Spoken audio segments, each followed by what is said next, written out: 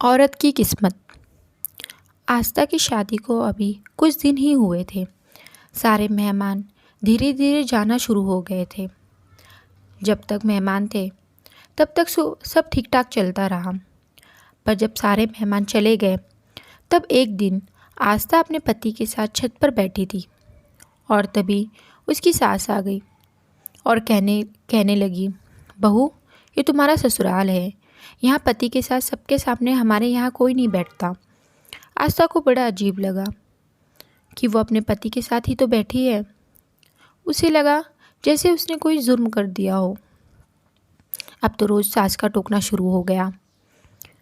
अपनी तरफ से आस्था शिकायत का कोई मौका नहीं देती।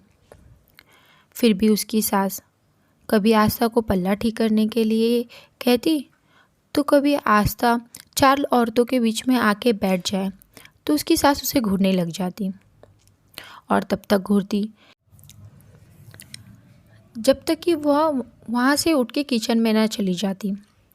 उसका कोई भी काम उसकी सास को पसंद नहीं आता। वो कितना भी अच्छा काम कर ले लेकिन सास कोई ना कोई कमी निकाल ही लेती। अब तो सास आस्था के बाहर आने जाने पर भी टोकने लगी। इधर मत खड़े रहो, उधर मत देखो, कोई देख लेगा तो क्या बोलेगा। आस्था के पति मयूर के एक दोस्त की शादी थी। मयूर शादी में जाने के लिए तैयार हो रहा था। आस्था ने सोचा शायद उसे भी जाना होगा, तो उसने एक साड़ी निकाल कर पहन ली।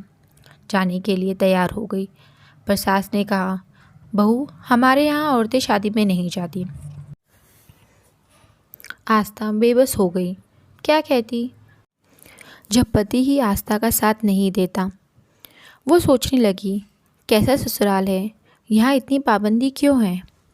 सब कुछ अजीब है।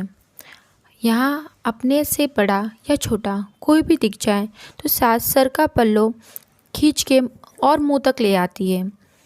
आस्था को कहीं जाने भी नहीं दिया जाता। उसकी सास बस हर समय काम करने के लिए किचन में ही रखती थी। ऐसा लगता वो इंसान ही नहीं। वो सोचती, हमारे यहाँ तो ऐसा नहीं होता।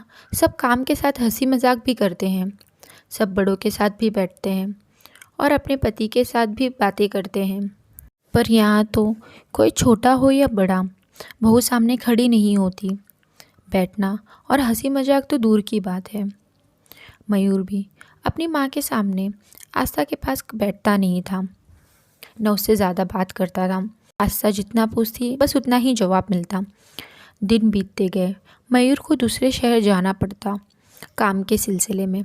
कई बार तो मयूर को आए हुए कई दिन हो जाते थे।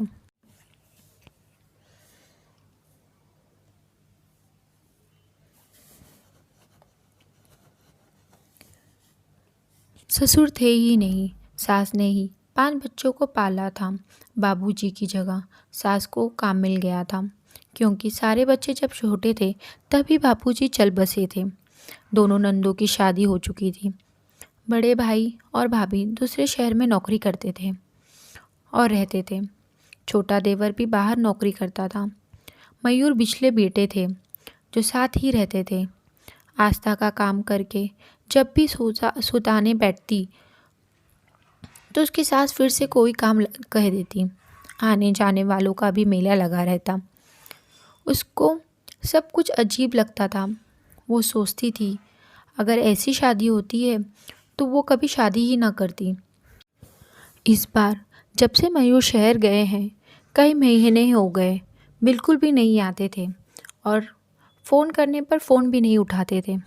मेरे घर वालों ने पता किया तो पता चला कि मयूर ने वहाँ पहले से शादी कर रखी थी और उनका एक बच्चा भी था। पर समाज के डर से कुछ नहीं बोला उन्होंने। पर सास को जब पता चला तो आस्था को ही दोषी मानने लगी।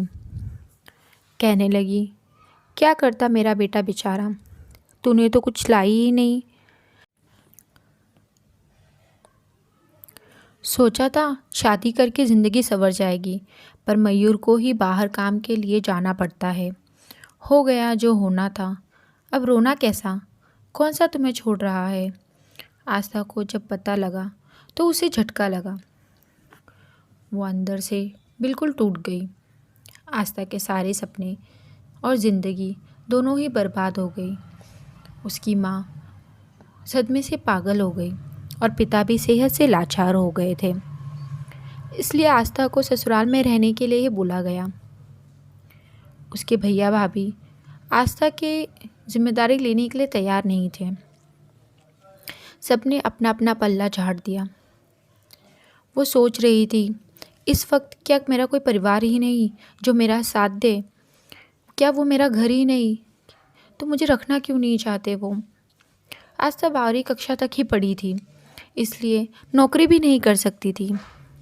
उसके पास कोई रास्ता ही नहीं था। वो ससुराल के इसी काल कोठरी में कैद होकर रह गई। उसे कोई सहारा देने वाला ही नहीं था। जो माँ बाप ने पाल पोस कर बड़ा किया, आज वही साथ नहीं दे सकते थे। जो भाई के हाथों पर राखी बांधती थी, आज वही साथ देने को तैयार नहीं था। आज शादी के कई साल हो गए, पर आस्था की ज़िंदगी खाली पन्नों की एक बंद किताब की तरह रह गई थी। उसे यह भी पता चला, सास ने जेठानी को भी इसी तरह तंग किया था, पर नौकरी लगने की वजह से वो चली गई थी और कभी वापस नहीं आई। आस्था खुद को बहुत लाचार महसूस करती थी।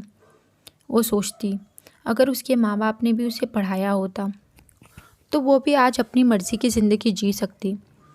जिसके भरोसे इस घर में आई थी, उसने ही बीच मझधार में छोड़ दिया। फिर वो सोचने लगी, चलो सास खरी खोटी सुनाती तो है, लेकिन सर के नीचे छत तो है और 3 वक्त का खाना भी मिल जाता है। ज़रूरत पूरा तो कर देती है। कभी कभी महीने 4 महीने में मयूर भी आ जाते थे। आस्था ने अपनी ज़िंदगी से समझौता कर लिया था। शायद यही उसकी किस्मत थी। अगर आज आस्था जैसी लड़कियां पढ़ी लिखी होती तो आस्था की ज़िंदगी ऐसी नहीं होती। आज वो अपने पैरों पर खड़ी होती।